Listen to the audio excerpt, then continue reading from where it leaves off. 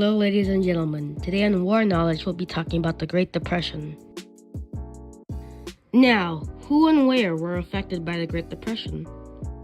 The Great Depression affected the whole world, but Canada was hit harder than any country during the Great Depression. What is the Great Depression, and why did the Great Depression start? The Great Depression started after World War I ended and right before World War II. But there's completely no reason that everybody agrees on why the Great Depression started and ended. But the most popular reason why it started is because of the stock market crash. When did the Great Depression start and end? The Great Depression started in 1929 and ended in 1939. Holy guacamole, that's a whole decade. How many people were affected by the Great Depression? Nearly everyone was affected by the Great Depression from 1929 to 1939. There were an estimated over 2 billion people back then. Why was the Great Depression so significant to Canada? The Great Depression in Canada was caused by a massive drought.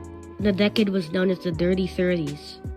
This massive drought stopped farmers from growing food for our people because the land was very dry, which also was a very massive problem for everyone since it was so dry that water was very limited and the chance of raining was 0%. That was my knowledge.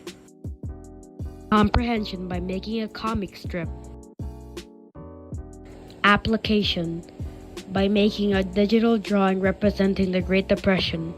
Analysis by comparing what happened to men versus what happened to women. Men, no jobs, in debt, often homeless, and got no money to support their families. Woman is often homeless, has no job, can't cook food for their families because they don't have enough money to buy food.